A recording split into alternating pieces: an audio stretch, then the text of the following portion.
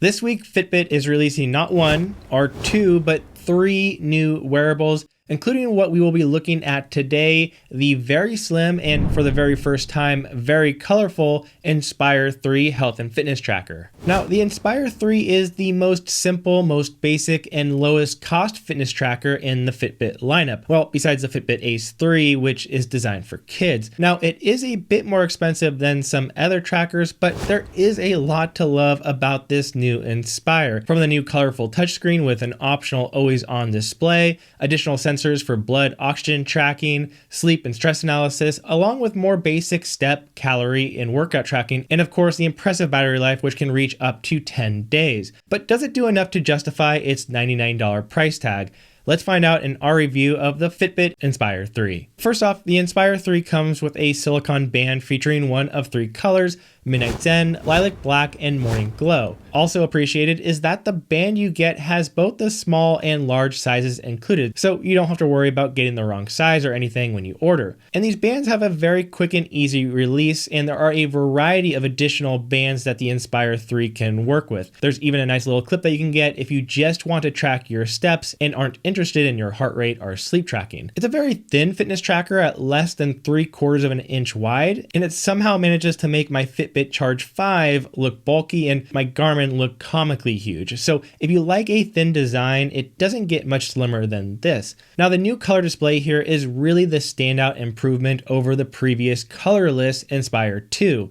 It's bright, clear, and it's easy to see even when outside, especially if you put the brightness all the way up to max in the settings. There's also a fairly nice library of available watch faces that you can install. Now, although the display does look great, it is pretty small. In fact, there's actually two pretty large bezels at the top and bottom, which take up around 1/3 of the total available space on the front. So the text on the Inspire 3 can look a bit small. So if you don't have the best eyesight, this could potentially be something you may want to consider. Now, where the Inspire 3 really excels, and really so do all of Fitbit's fitness trackers, is in its easy to use, easy to understand design. Navigating the Fitbit is simple. If you swipe up, you can see some general stats about your day, including your total steps, total estimated distance, there's total calories, sleep, a sleep score based on your total in-depth sleep data that you can look more into on the app, your blood oxygen level from the previous night, which is a brand new feature on the Inspire 3 thanks to some additional red and infrared sensors on the bottom.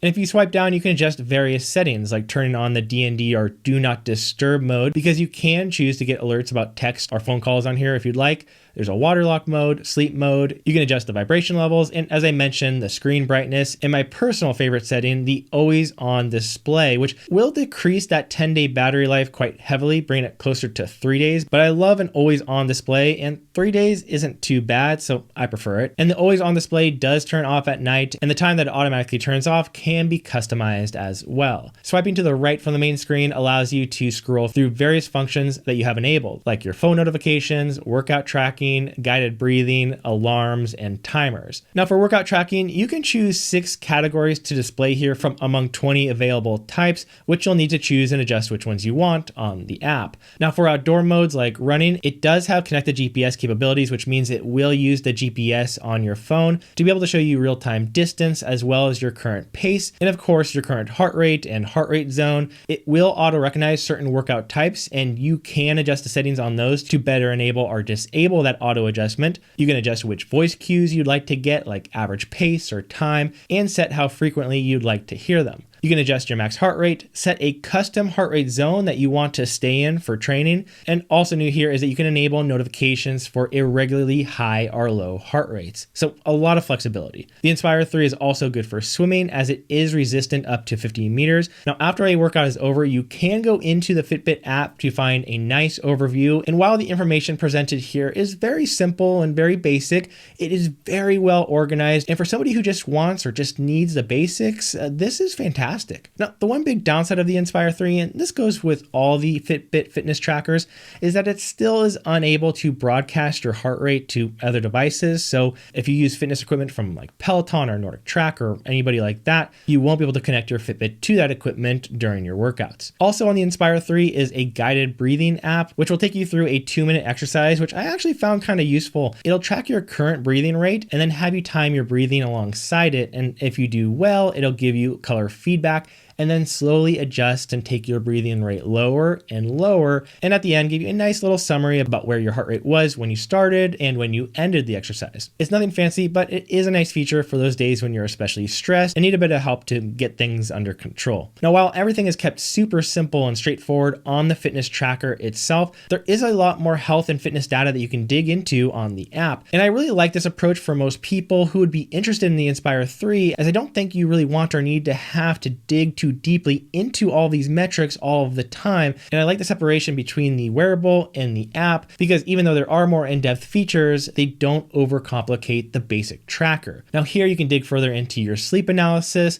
and be able to see your deep, your light sleep, your HRV or heart rate variability to give you a better sense of your overall recovery. You can track your sleep respiration rate, skin temperature changes, resting heart rate, stress management. And if you'd like, you can even use this as your all-in-one fitness tracking app with water tracking and a whole food log tracking system, as well as body fat tracking. And it really just allows you to do as much or as little here as you would like. Now, in terms of accuracy, the Inspire 3 isn't terrible by any means, but it still is far from the best when compared to some more expensive smartwatches. The heart rate tracking in general is pretty decent, and actually I think a bit more consistent than even the more expensive but now slightly older Fitbit Charge 5. It works well for the most part, but does tend to lag a good amount during higher intensity workouts where you have your heart rate spiking up and down more quickly. Similarly, the HRV or heart rate variability tracking, since the Fitbit only tracks your heart rate once every 5 seconds when you're not exercising, it's far from being the most accurate, but over the long term can still be useful to see bigger trends in your recovery and health. The sleep tracking here is not bad, but it's also not good. Now, most smartwatches and wearables all have a lot of trouble being able to get really good, accurate sleep measurements. And while the Inspire 3 seems on par in some ways as others, I did find it overestimating my awake times a lot more than it really should. Now, the Fitbit Inspire 3, like all the Fitbit fitness trackers, have some of their more in-depth features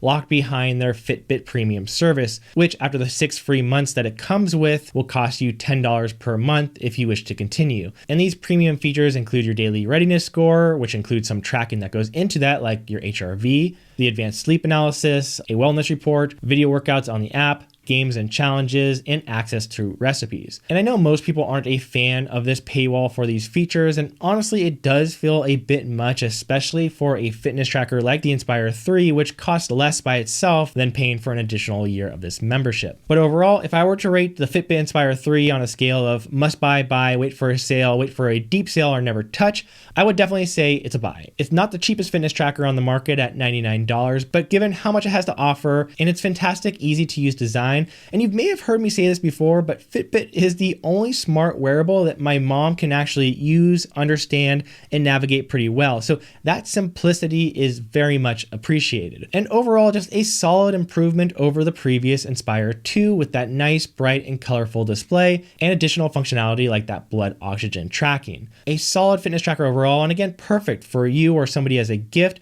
if you want something simple, slim, and easy to use. I also recently reviewed the Fitbit Charge 5, which is very similar to the Inspire 3, but with a few additional features like GPS tracking. So make sure to watch that review here. Again, this is Colin Jenkins with Connect the Watts. Thanks for watching. Appreciate it as always, and I'll see you next time.